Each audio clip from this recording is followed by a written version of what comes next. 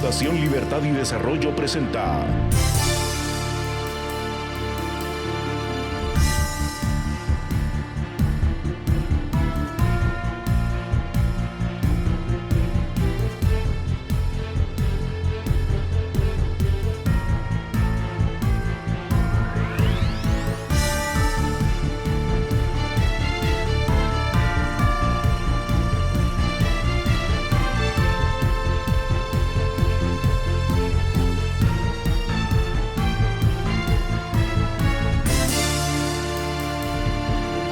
Razón de Estado con Dionisio Gutiérrez. En medio de una pandemia que está devastando al mundo y más a países como Guatemala, sin hospitales, sin recursos, sin los liderazgos suficientes, en medio de un tiempo en el que el Estado de Guatemala ha sido y sigue siendo presa y rehén de bandas criminales que se dedican al saqueo sistemático del presupuesto nacional, al narcotráfico, a imponer agenda ideológica, a la corrupción generalizada. En medio de la pandemia y el crimen organizado, nuestro país enfrenta un proceso de elección de magistrados para las Cortes de Justicia. Las Cortes que tienen como responsabilidad juzgar precisamente a los integrantes de esas bandas criminales y condenarlos si son hallados culpables. En medio de tanta sinrazón, las democracias de Occidente observan asombradas cómo los guatemaltecos fuimos capaces de enredar la renovación de nuestras Cortes de Justicia a extremos que pocos entienden ya. ¿Dónde, cómo y desde cuándo Guatemala está a pocos síntomas de ser un estado secuestrado por narcos, capos, capitostes, bandidos y rateros? El capítulo de la conspiración que hoy presenciamos se titula Elección de magistrados a las Cortes de Justicia y Apelaciones. Y aunque los interesados lo complicaron a propósito, se resume en 3 hechos sencillos. El primero es que el Ministerio Público descubrió que varios diputados, algunos electores de la Comisión de Postulación y aspirantes a magistrados de las Cortes se reunieron con Gustavo Alejos, uñilargo alcahuete de Colom y Sandra Torres, operador de la mafia y gran capo del mundo criminal que usa de oficina de trampas el centro de detención donde guarda prisión preventiva, esperando a que lo juzguen los jueces que pretende colar en las Cortes. El segundo hecho es que el Ministerio Público presentó un amparo en la Corte Constitucional, pidiendo que por los vicios descubiertos se anulara el proceso de elección de Cortes. Y como respuesta, el Tribunal Constitucional ordenó al Congreso excluir a los candidatos a magistrados cuya honorabilidad fue comprometida por participar en reuniones con un capo mafioso en prisión preventiva. El tercer hecho se da cuando un achichincle del pacto de corruptos, adulón y caradura, señalado de no apto para ser juez, denunció a 4 magistrados de la Corte Constitucional por la orden que dieron al Congreso de no incluir a los amigos de Alejos como candidatos a jueces. Esta denuncia contra los 4 magistrados la tramitó con sospechosa eficacia la Corte Suprema de Justicia. Como era de esperar y es su derecho, la Corte Constitucional se amparó contra esa decisión. Resulta ahora que el escándalo o el crimen no es que un conocido criminal que espera en el preventivo a ser juzgado intente colocar los jueces que le juzgarán, sino que la Corte Constitucional se dio un amparo a sí misma para defenderse, pues la atacaron porque quiere evitar que un bandido escoja jueces. Algo no está bien en las sumas y las restas que algunos están haciendo. Es innegable que ciertos comportamientos y veredictos del Tribunal Constitucional han provocado disgustos, desgaste y pérdida de respeto por la máxima corte. Pero la solución a esa disfunción es reformar el sistema, perfeccionar la política, subir al nivel del debate público, no destruir el poco Estado de Derecho que nos queda. Si pretendemos y aspiramos a ser una república democrática liberal, donde se respetan la vida, la libertad, la propiedad, donde se diseña, se discute, se decide un modelo de desarrollo que responde a los valores liberales de Occidente que han demostrado desarrollar naciones, si queremos ser ciudadanos de un Estado de instituciones, de un Estado de derecho, donde prevalece la división de poderes, donde se ejerce el poder de la mayoría, respetando los derechos de la minoría.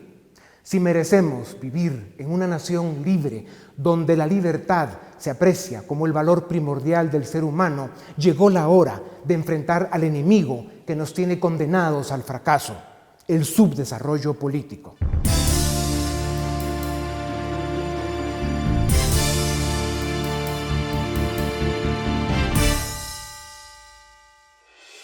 Cuatro meses de pandemia han costado a Guatemala más de 1,000 muertes, la devastación de su economía y un grave impacto social que apenas empezamos a sentir. Más de 60,000 guatemaltecos ya perdieron su trabajo en la economía formal. Más de 100,000 se encuentran suspendidos sin goce de sueldo. Y en la economía informal, más de 5 millones de personas han perdido el 50% de sus ingresos, los cuales ya eran bajos antes del virus. Más de 9,000 empresas enfrentan serios problemas para cumplir sus compromisos. Ya se habla de cientos de empresas quebradas y los números económicos, los fiscales, los micro y los macro empiezan a dar señales de alarma.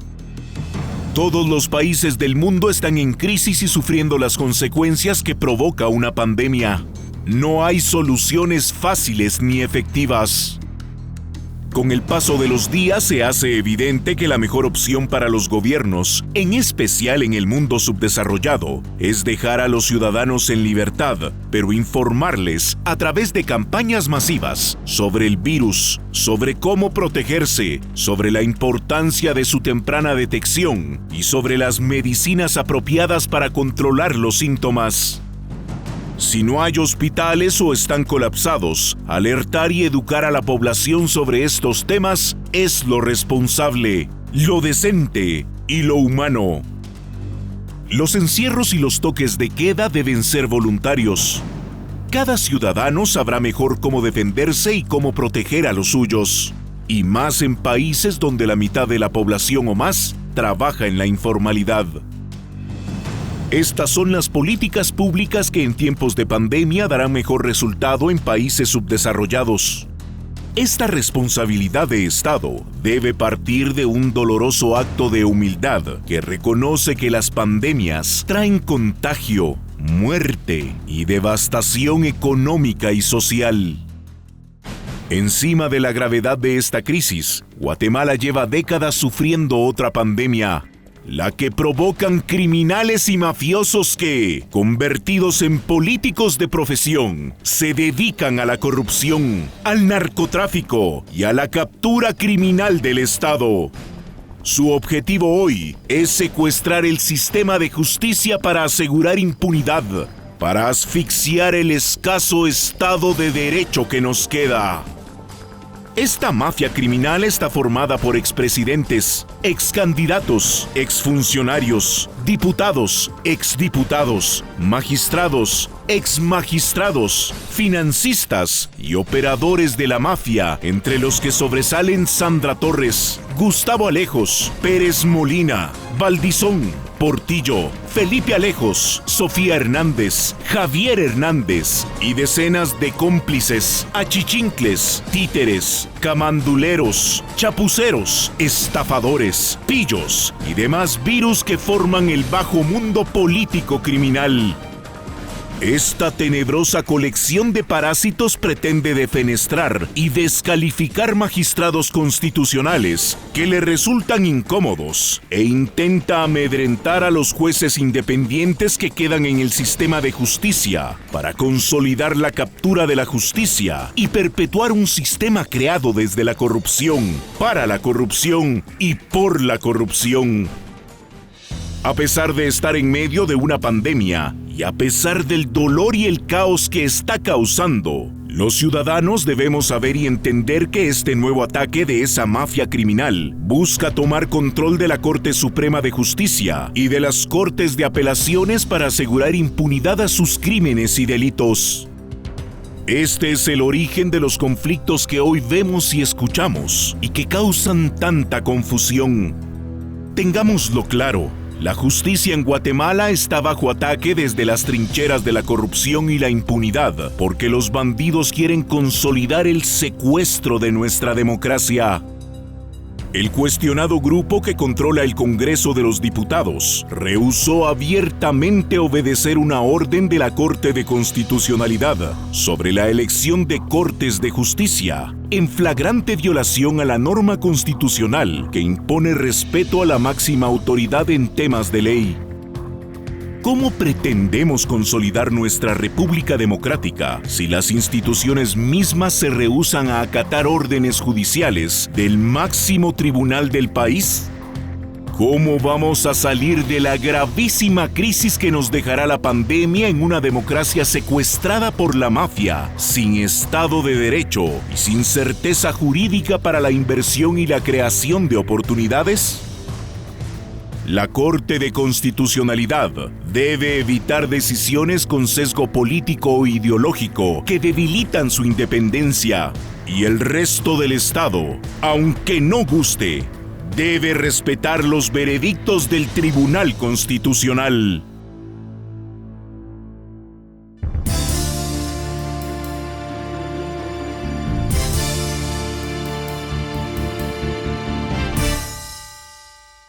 Bienvenidos, esto es Razón de Estado. Hoy nos acompañan los licenciados Julio García Merlos y Alejandro Balcells, ambos abogados y notarios. Bienvenidos a Razón de Estado.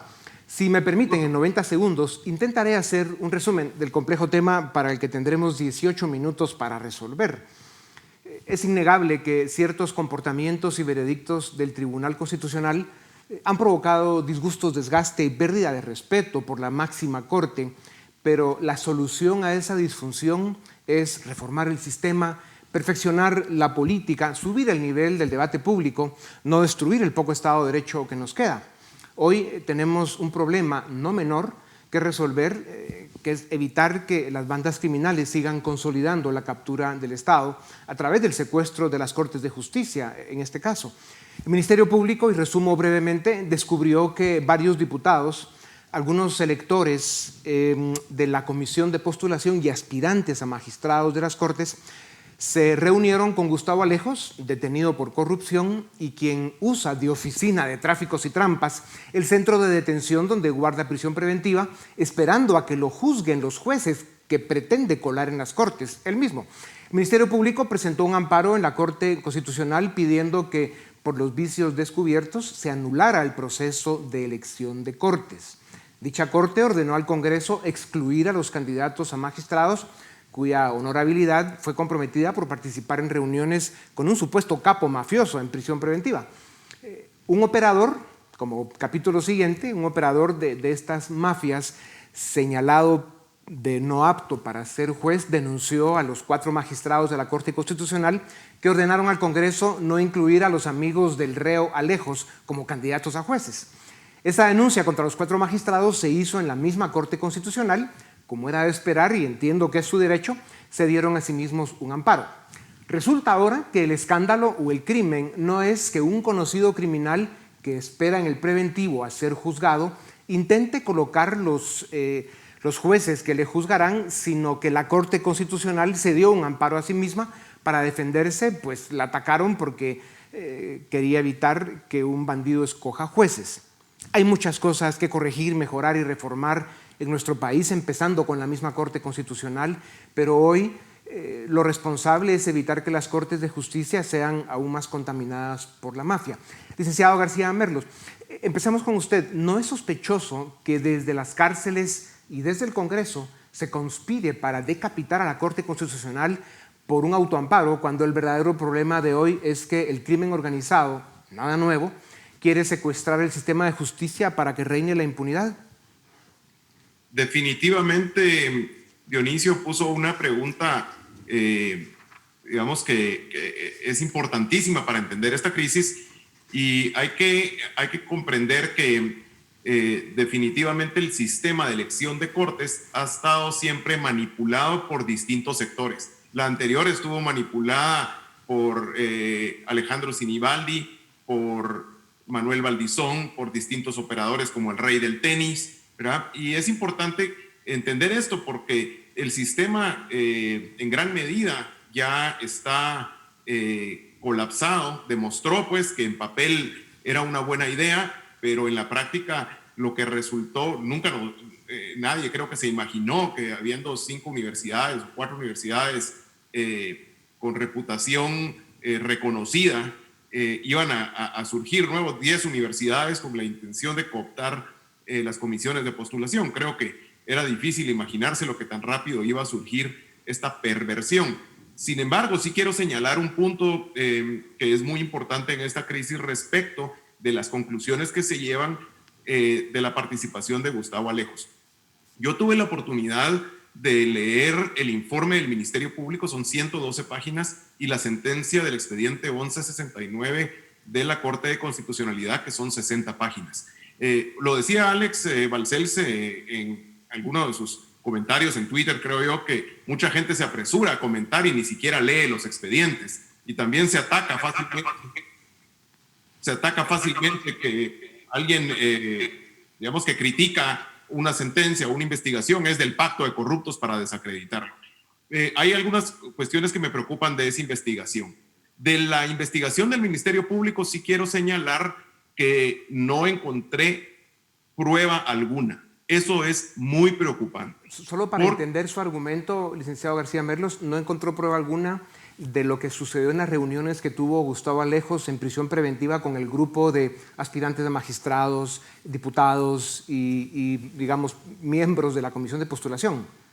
Es correcto. Y pero nada más para enfatizar sobre eso, licenciado, hay que ser bastante ingenuo para, digamos, no darse cuenta que no se juntaban a contar chistes o a intercambiar estampillas de algún álbum que seguro ha de ser de pornografía, sino que sin duda alguna, conociendo la trayectoria de un personaje como Gustavo Alejos, que es un capo mafioso clásico, tradicional y conocido, y que además se ha dedicado a secuestrar el Estado y sus instituciones, a dilapidar el presupuesto nacional desde el gobierno de la UNE, que fue cuando él llegó al poder y siguió de largo con los mismos, etcétera. ¿Es ser muy ingenuo o no cree usted que de plano no estaban ahí contando chistes? No, qué excelente pregunta. Lo que sucede, hay que dividir en dos mundos este aspecto que usted acaba de señalar de la honorabilidad de los comisionados, de los candidatos y de los diputados que se reunieron con él, y diferente es los resultados de una investigación del Ministerio Público y de la resolución que puede tener la Corte de Constitucionalidad, porque definitivamente que llama la atención, y lo digo públicamente, o sea, las personas que fueron a visitar y que sus nombres salieron ahí, debiesen dar una aclaración. O sea, a mí realmente qué explicación podría dar yo de ir a visitar a alguien a la cárcel siendo un comisionado, un diputado o un nominado. Ya. Definitivamente de acuerdo con eso. Ahora, para seguir con esta dinámica, licenciado Balcells, sin duda alguna, el tema de fondo que se debe seguir discutiendo en Guatemala por la importancia que tiene es de que ese capítulo de Gustavo Alejos, el impresentable de Gustavo Alejos, reunido con este grupo de personajes que quieren participar de distintas formas en las Cortes de Justicia, es nada más una de las dimensiones de lo que llamamos la captura del Estado, en este caso las Cortes de Justicia, que es lo que está en juego en este momento. Coméntenos un momento si no nos hemos perdido realmente en la discusión sobre, por ejemplo, el autoamparo que se dieron los magistrados de la Corte Constitucional, o lo que mencionaba el licenciado García Merlos, de que realmente no se han juzgado a Gustavo Alejos, ni se puede determinar de que los visitantes que tuvo en prisión preventiva pues se juntaban a contar chistes. No nos hemos perdido en la discusión y estamos perdiendo, digamos, el verdadero foco donde debe estar toda nuestra atención, porque es nuestro sistema de justicia el que está en juego. Por supuesto, Dionisio, y gracias por la oportunidad. Yo, de hecho, ahí yo me volví tuitero precisamente para ir generando un poquito de estas dinámicas, porque lo que veo es que muy fácilmente cambian la narrativa y se pierde lo esencial y se pierde el punto medular acá. La sentencia de la Corte de Constitucionalidad es una señora sentencia. Y uno de los puntos que hay es que esta sentencia, independientemente de que toda sentencia debe ser analizada y criticada, ojo, porque ese es uno de los puntos, pero esta sentencia toca el tema esencial de que era el agravio que el Ministerio Público denunció. Aquí tenemos que ver que el agravio que el Ministerio Público denunció fue que había indicios racionales para creer que persona vinculada con el crimen organizado, léase Gustavo Alejos, estaba intentando o estaba haciendo todo lo posible para interferir en el proceso de selección de cortes y con ello hacer nulo el sistema de control del sistema judicial en el sistema republicano. Ese es el punto medular de la sentencia. Que después podamos discutir todo el tema de que si por los plazos, de que esto y lo otro, está bien. Pero el agravio era ese. Y este era, si la Corte de Constitucionalidad hace 5 años y medio le hubiera puesto atención a los amparos que se promovieron en aquella oportunidad, no estaríamos en esta ocasión. Sí. Y es por eso entonces que el Ministerio Público, que el Ministerio Público activa a la Corte Constitucional, de donde sale la orden al Congreso de la República para que simplemente no acepte el que entren a la elección para las Cortes de Justicia estos aspirantes impresentables que se reunieron con el procesado Gustavo Alejos. Claro, y el Congreso de la República decide no acatar la orden de la Corte. ¿No es esto una clara disrupción y un golpe al Estado de Derecho en Guatemala, licenciado García Merlos? Al final la Corte de Constitucionalidad sigue representando el poco Estado de Derecho que nos queda, a pesar de todas las cosas que nos puedan disgustar por a veces las sentencias y los comportamientos que tiene. No, Dionisio, no estoy de acuerdo y voy a leer una parte de la sentencia porque creo que Alex no la leyó concretamente y es muy peligroso atacar ilegalidades con ilegalidades. O sea, podemos estar de acuerdo, digamos, que hay un criminal que debe, digamos, ser responsable ante la ley. Perdón, licenciado, ¿qué ilegalidad con qué ilegalidad para entender? Que la Corte de Constitucionalidad viole la norma. Eso es muy peligroso. Le pongo el ejemplo concreto de la sentencia. Dice concretamente que los motivos por los que se estiman en riesgo tales derechos se resumen en la existencia de un hecho notorio de que las nóminas remitidas por parte de las comisiones de postulación fueron manipuladas e influenciadas por personas que se encuentran perseguidas penalmente y que hubo cooptación por parte de grupos de interés que ejercieron influencia en la elección de varios de los candidatos que participaron y fueron nominados. Esto es importante porque ellos tienen por acreditada la cooptación y manipulación del proceso de ciertos grupos y lo tienen como hecho notorio. Se da cuenta, Dionisio, que no hay prueba en el expediente del MP, no hay prueba en el expediente de la Corte de Constitucionalidad. Yo sí analicé estos documentos y le puedo decir que el Ministerio Público se fundamentó, por ejemplo, en un dictamen de la Fundación de Mirna Mac, que a su vez, por ejemplo, tiene como prueba y cita comunicados del periódico Nómada. Y eso es lo que finalmente en la presentación del Ministerio Público se pone como un hecho. Ahora bien, licenciado García Merlos, tiene usted razón. Esas son las evidencias, pero al final hay una verdad que es la verdad que podemos bautizar como la verdad del pueblo. La política son percepciones, son emociones, son sentimientos, y el desprestigio que está teniendo la política, el Estado en Guatemala, está alcanzando unos niveles de desgaste peligrosos. Al final, la Corte Constitucional sigue siendo el máximo tribunal de justicia en Guatemala y sus órdenes, aunque no gusten, se deben acatar. Si se quiere cambiar ese sistema, hay que entrar en otro esfuerzo que es importante y además necesario, pero hoy por hoy la CC es la Corte que da la última palabra en temas de ley y constitución. Entonces, el hecho de que desde el Congreso y desde las prisiones estén intentando decapitar a la Corte Constitucional es algo muy peligroso para el Estado de Derecho. Y tal vez aprovecho para plantearles un tema. Estamos en una especie de entre dos triángulos que confunden.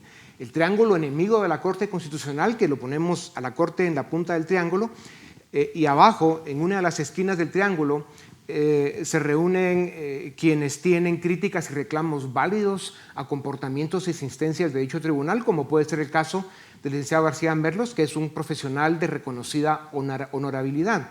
Y en la otra esquina de ese mismo triángulo se ubican quienes son fácilmente identificables como miembros de bandas criminales. Ambos grupos coinciden en querer descalificar a la máxima corte por razones distintas. El otro triángulo tiene en una esquina abajo, siempre la Corte de Constitucionalidad arriba, en una esquina tiene a los ciudadanos, juristas, organizaciones e instituciones que, a pesar de no estar necesariamente de acuerdo con todas las sentencias del Tribunal Constitucional, lo respetan y lo defienden para preservar el escaso Estado de Derecho que nos queda. En la otra esquina de este segundo triángulo están quienes alaban y promueven que la Corte Constitucional tenga agenda ideológica, en este caso de izquierda, para abrir y facilitar el camino del populismo de izquierda radical en Guatemala, que ya vimos a dónde lleva a las naciones. Les pregunto a los dos, ¿se puede hacer algo para conciliar las dos esquinas en cada triángulo donde hay instituciones, personas, ciudadanos válidas, respetables, pero que simplemente están en un claro desacuerdo, pero al final defendiendo intereses que son terriblemente destructivos para nuestro país, licenciado Balcells? Yo creo que sí. Y de hecho, quiero poner de ejemplo el que era el SEDECON, Dionisio, donde ahí convergíamos distintos pensamientos jurídicos en juntas directivas y en asambleas generales y coincidíamos en la defensa constitucional sin llegar a estos radicalismos en que estamos ahora. Yo creo que precisamente ese es el punto y eso es lo que debemos hacer. Por eso ayer que platicábamos con Julio le decía que me agrada debatir con él, porque a Julio no le voy a decir que es golpista, pero a muchos que están coincidiendo con él, sí. Entonces yo sí quisiera rescatar el tema de que aquí primero que nada tenemos que rescatar el tema de vivir en una democracia y en una institucionalidad republicana. Eso es lo primero, lo esencial. Que nos dejen a nosotros las reglas del juego, que respeten las reglas del juego. Y ya después, con las reglas del juego, ya jugamos de una forma o jugamos del otro. Pero no se puede permitir que unos equipos metan goles con la mano y hagan faules en el área. Ese es el punto esencial. Ya, licenciado García Merlo, su opinión sobre los triángulos.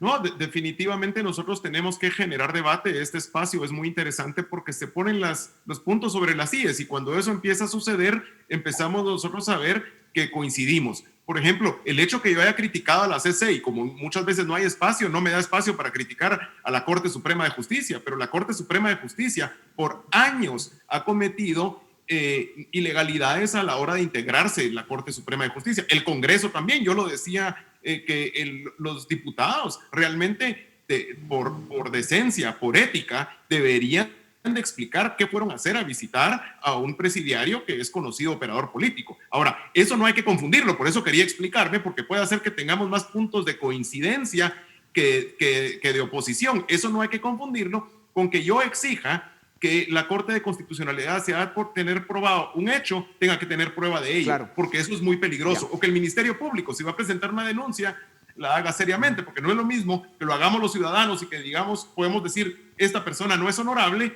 a que una institución del Estado o una corte lo haga. Ya. Ese es otro estándar. Nos queda 1 minuto y medio y así es el tiempo acá. ¿Qué hacemos con la orden que la Corte de Constitucionalidad le dio al Congreso para que no incluya en las listas para aspirantes a magistrados de las Cortes a los impresentables que se reunieron con Gustavo Alejos porque no son otra cosa más que impresentables y que al final se respete una orden del máximo tribunal? Licenciado Balcells, 30 segundos. No es tanto esa orden, sino que dice que se debe discutir la honorabilidad de cada uno de ellos dentro del Congreso, que es algo muy importante, Dionisio. Yo solo quiero recordar que hace 5 años y medio se eligió Corte Suprema de Justicia después de 43 segundos de debate parlamentario donde solo habló el Partido Patriota.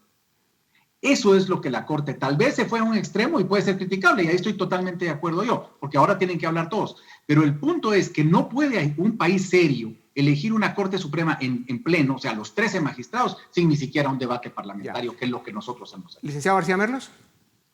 Lamentablemente, esperar un resultado de un sistema que ya colapsó diferente de lo que hemos tenido es iluso. Yo realmente creo que este proceso tendrá que acabarse y terminarse y nosotros replantearnos la reforma no solo constitucional, sino de leyes ordinarias, porque hay que cambiar todo el sistema de elección de jueces. Eso creo que hay coincidencia de los sectores y para mí esta elección ya, digamos, no va a arrojar unos jueces, digamos, de calidad que quisiéramos esperar. Excelente conclusión, licenciado García Merlos. Muchas gracias a los dos. Lo que queda claro es de que el pecado, el gravísimo pecado que tenemos los guatemaltecos de no haber empujado el que se llegaran a realizar las reformas al sistema de justicia, aunque no lo creamos, está haciendo más daño que la misma pandemia. Muchas gracias por su participación. Sin duda alguna este debate tiene que seguir en todas las mesas públicas de nuestro país porque sin duda alguna es un tema crucial. Gracias a ustedes también y por supuesto a nuestro público que nos ve y nos escucha. Esto es Razón de Estado.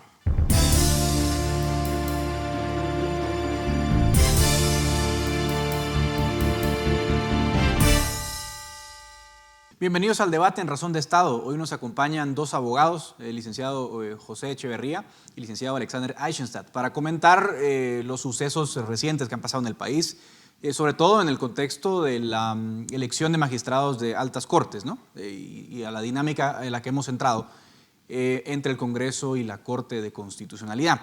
Entonces, para hablar un poco de ese contexto, quisiera comenzar con José preguntando y tratando de ir al origen de toda esta disputa. Sabemos que hay una inconformidad, por decirlo de alguna forma, de una persona que presenta una denuncia contra los magistrados de la Corte de Constitucionalidad, pero quizás se ha hablado poco que esa denuncia se refiere a la resolución que emite la Corte de Constitucionalidad como consecuencia de un amparo que presenta el Ministerio Público y que cuestiona la transparencia de la elección de magistrados como resultado de las reuniones que tienen varios aspirantes con el procesado Gustavo Alejos. Entonces, en ese contexto, José, ¿cuál es tu lectura de todo lo que estamos viviendo? Al final de cuentas, un poco lo que tratamos de ver es cómo rescatar ese proceso de elección de altas cortes.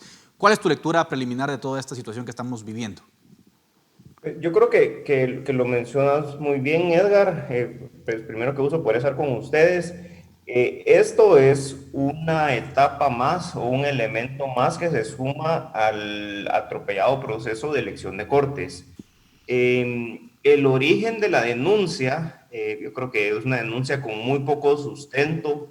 Yo creo que es una denuncia que también hay que analizar y actuar conforme a la ley en la conformación de la Corte Suprema de Justicia que le dio trámite a la misma, en si se conformó de forma adecuada o no, lo que derivó en el, digamos, punto álgido de la discusión en el cual los magistrados conocieron el amparo en el que ellos mismos eran parte. Uno de ellos sí se inhibió y 3 quedaron formando parte del tribunal. Pero yo creo que más allá del fondo o del legalismo que pudiéramos discutir aquí entre 3 abogados y extendernos bastante, pero creo que más que todo a la audiencia le puede interesar qué es lo que está sucediendo y por qué se está dando esta, digamos, pugna entre poderes del Estado, entre organismos del Estado, que es peligrosa para el orden institucional y constitucional de Guatemala. En el sentido que la dinámica del Congreso de no poder asegurar una elección con ciertos mecanismos de certeza daña el funcionamiento de la Corte Suprema de Justicia, del Poder Judicial, Corte Suprema de Justicia y Corte de Apelaciones, porque actualmente no tenemos esa certeza mínima de cuándo se van a elegir a las Cortes. Nosotros vemos con preocupación que esto pudiera inclusive servir para prolongar más aún la elección de Corte Suprema de Justicia y Corte de Apelaciones, que lleva ya 9 meses aproximadamente de retraso en su elección. Ya, Alex, para entender esta cuestión, a mí me preocupa de sobremanera, ¿no? Como ya lo comentaba José. La denuncia se origina con una inconformidad por lo resuelto por la Corte de Constitucionalidad, que básicamente trata de darle una luz al Congreso de cómo elegir a las altas cortes en el contexto de la investigación del Ministerio Público. Mi sensación es que toda esta vorágine, digámoslo así, de denuncias mutuas, ¿no? Tiene que ver con tratar de minar la capacidad de la Corte de Constitucionalidad de hacer valer esta sentencia que le dice al Congreso, mire, lea el informe del Ministerio Público, excluye a aquellos aspirantes que no cumplan con los requisitos de idoneidad, de honorabilidad, etc. Entonces, ¿cómo queda en tu lectura esa elección de cortes y cómo queda, más bien, esa elección de cortes en el contexto de los parámetros que le da la CC al Congreso para elegir a los magistrados? Yo creo que lo importante a tomar en cuenta es que lo que estamos viviendo es un síntoma de un problema estructural más grande, que consiste en una falta de legitimidad y de credibilidad de los distintos tribunales, por motivos a veces imputables a los magistrados, a veces imputables al sistema jurídico, a veces imputables al sistema político, que han desgastado mucho la confianza en las instituciones. Y es eso en lo que creo yo nos debemos de enfocar. Lo que me parece estamos viendo ahora es la reacción a una resolución de la Corte de Constitucionalidad con la que podemos estar o no estar de acuerdo, pero al final es la decisión que tomó la Corte sobre el proceso de elección de cortes y que no corrige realmente un problema estructural que se plantea cada 5 años. Ya estamos aburridos de que cada 5 años hay denuncias sobre la cooptación del sistema de elección de magistrados. Pero lo que veo yo es una reacción de personas que están acostumbradas a obtener distintos cargos por medio de un proceso cuestionado y que de alguna forma quieren restarle legitimidad a la decisión tomada por la Corte con el fin de que el Congreso se sienta con mayor capacidad para eventualmente elegir magistrados, aún siendo aquellos que la sentencia obliga a excluir.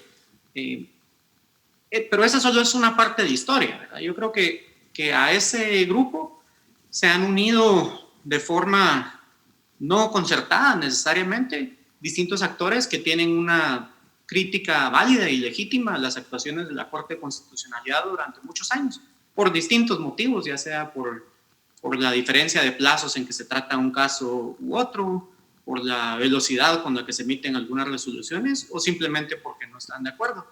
Pero sí creo que es importante tomar en cuenta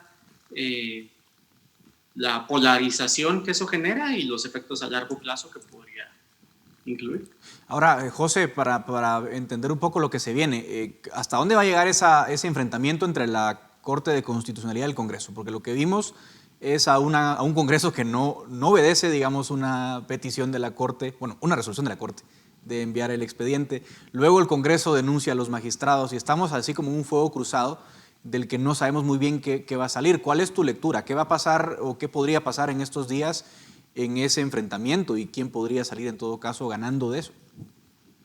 Yo creo que es un poco el tema de esa falta de certeza, porque realmente no podemos prever hasta dónde va a llegar un escenario. Es que todo quede como está, no sucede nada, pero creo que el escenario o el punto en el cual deberíamos tener un gran interés con la ciudadanía es qué va a suceder con la elección de los magistrados de Corte Suprema de Justicia y Corte de Apelaciones. Ya lo mencionaba Alexander, se presenta una evaluación, los diputados acordaron o votaron un acuerdo que más o menos recoge la forma de elección como señalaba la Corte de Constitucionalidad ya hace 2 semanas y no han convocado a un pleno para iniciar el proceso. Yo creo que ese es como el punto en donde realmente deberíamos de impulsarlo o exigirlo como ciudadanos, que el Poder Judicial se conforme lo antes posible de la forma adecuada. Cuando hablo de la forma adecuada, yo creo que en el informe que presenta de la FESI, que presentó el Ministerio Público en el Congreso, esperaría que los diputados ya lo hayan leído o estudiado, ya han tenido el tiempo suficiente. Seguramente algunos no lo han hecho, pero es importante porque ahí se señalan, yo diría, tal vez 3 categorías de personas vinculadas o señaladas que pudiera estar su independencia judicial en interrogante o en cuestión. Están los que se reunieron con Gustavo Alejos, los que al parecer tuvieron alguna cierta comunicación con él, y hay una tercera categoría de magistrados o personas que han tenido denuncias en un periodo de tiempo determinado, que yo creo que esa categoría es un poco débil en el sentido de que no puede comprobar realmente que alguien le haya presentado una denuncia a alguien más. Lo estamos viendo ahorita con la Corte de Constitucionalidad, no significa que hayan cometido un hecho ilícito con solo la presentación de la denuncia. Pero dicho de eso, yo creo que es importante poder transparentar, y yo creo que es un gran desafío, porque realmente el Poder Judicial no es el poder más popular. La elección del Poder Judicial no es la que tiene la mayor atención de la ciudadanía, porque se sienten ajenos al Poder Judicial cuando no lo son. De igual forma, yo creo que es importante que se pueda brindar esa certeza en la elección y que la propuesta de reforma que se está hablando sea algo separado y que no venga a intentar modificar un proceso de elección constitucional que ya arrancó y está en la última fase, porque intentar reformar el proceso de elección actualmente sería un poco complejo y poco certero de si se logra o no, porque puede fracasar el intento de reforma constitucional y nos quedamos aún sin la integración de Corte Suprema de Justicia. Ahora, en este contexto ya vamos a entrar un poco más en materia entonces, Alex, por ejemplo. A ver, ya está la resolución de la Corte, es bien conocida, pues. Y el Congreso lo que hace es reunirse en algún momento y decir, bueno, alguien propone, excluyamos a los candidatos no idóneos como lo manda el informe. El Congreso dice, el Pleno dice no, por mayoría. Y dice, bueno, aprobemos un acuerdo en el que vamos a leer los nombres de todos los aspirantes, uno a uno, y cada diputado va a pronunciarse sobre cada aspirante. Sabemos que son 270 aspirantes para salas de cortes de apelaciones y 26 para Corte Suprema. En esos 300 y fracción de aspirantes, ese mecanismo de elección parece, por lo menos da la apariencia de ser malicioso, con el objetivo único de prolongar la elección. Entonces yo te preguntaría, ¿cuál hubiera sido una forma razonable de cumplir lo que dice la CC, pero no prolongar el proceso como lo están haciendo? Bueno, la sentencia de la Corte sí es muy clara en cuanto a requerir que los magistrados de viva voz, que los diputados a viva voz se pronuncien sobre cada diputado. Entonces, claro, es un proceso que será ineficiente, que tomará mucho tiempo, pero es el que decidió la Corte, es el que genera transparencia y ni siquiera han empezado. Yo tal vez en lo que quisiera ser un poco más contundente es, cuando hablamos de independencia judicial, generalmente solo nos enfocamos en las garantías que deben de tener los jueces y se promueve que no se les pueda remover, que tengan inmunidad, que estén más tiempo, pero eso solo es un lado de la moneda. Tampoco se dice sobre las obligaciones y las responsabilidades que tienen los magistrados a todo nivel. Y es de alguna forma preocupante ver cómo en los mismos procesos de comisiones de postulación se presentan certificados de no tener denuncias por sanciones del organismo judicial, pero el mismo pacto colectivo del organismo judicial señala que se borran los antecedentes luego de un año o que prescriben las denuncias si no son interpuestas dentro de 3 meses. Entonces, es un sistema diseñado para garantizar la impunidad. Y por supuesto, todos presentan circunstancias de no tener ninguna denuncia porque el sistema se las borra. Entonces, en eso hay que ser un poco más enfático. Algo importante también que creo que hay que señalar y que de alguna forma reforzó mi postura de que lo que busca esto es de alguna forma sostener un criterio muy rígido sobre la presunción de inocencia, que en este caso no es una condena, solo es establecer garantías de idoneidad. Es el caso contra la juez Aifán, que toca fibras un poco más delicadas porque ella es la que conoce el proceso de comisiones paralelas que eventualmente va a salir. Y finalmente lo que sí quiero dejar claro es, a mí me parece que a todos niveles de las instituciones públicas que conocieron la primera denuncia, tomando en cuenta por supuesto el Congreso, pero a nivel de Corte Suprema de Justicia y Corte de Constitucionalidad, la actuación ciertamente no se basó en los principios que inspiran el derecho constitucional y lo que uno espera de las Cortes. Correcto. Para ir terminando, José, ¿cuál sería tu lectura, digamos? Porque estamos viendo también, lo mencionabas, ¿no? Que el Congreso se está agarrando un poco el argumento de que están en receso y por eso no convocan. Pues estamos más o menos de acuerdo que ese proceso de elección va a ser tardado por la obligación de evaluar a viva voz a los aspirantes a magistrados, pero ¿se puede pedir una ejecutoria o qué se puede hacer para que el Congreso agende oportunamente esas sesiones para nombrar a las Cortes? Porque de momento están absolutamente desentendidos de su obligación. Sí, yo creo que ese es uno de los puntos más preocupantes, que es depender, pareciera meramente, de la voluntad política del Congreso y que la elección constitucional de la Corte Suprema de Justicia y Corte de Apelaciones dependa de esa voluntad política que pueda existir en el Congreso.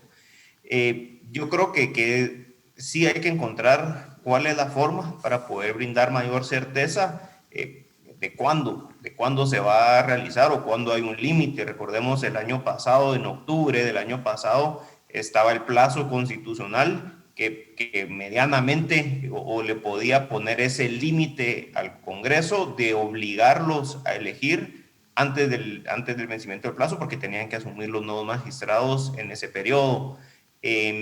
Yo creo que sí es necesario poder blindar o poder otorgar esa certeza jurídica a un proceso constitucional que no está del todo claro, que no queda con muchas garantías para los ciudadanos de qué podemos esperar o cuándo. Lo mencionaba también Alexander, la forma como lo aprobó el Congreso de votar uno por uno a viva voz recoge más o menos también la forma que señala la sentencia de la CC de cómo votar. Lo que sucede es que como el Congreso es político y es un órgano donde tiene dinámicas políticas meramente, es lo preocupante no tener esa certeza de un límite de tiempo en el cual deben ser electos, que deberían, yo creo que mientras más se prolongue el periodo extraordinario de la Corte Suprema de Justicia y Corte de Apelaciones, es más preocupante para la institucionalidad, porque se pueden agravar o aumentar esas dinámicas más políticas que institucionales. Pues bien, hay muchas más cosas que discutir, pero lamentablemente el tiempo apremia. Entonces, les agradezco muchísimo a ambos colegas por esta interesante discusión. Es momento de poner fin al debate. Yo, como conclusión, sí quiero señalar que estamos en un momento crítico en el país. El modelo de elección de altas cortes ha caducado y estamos ante un riesgo inminente de que poderes oscuros tomen el control de los órganos de justicia. Así que tenemos que ser muy atentos como ciudadanos para procurar que el proceso salga de la mejor forma posible. Hasta acá este espacio de discusión. Esto es Razón de Estado.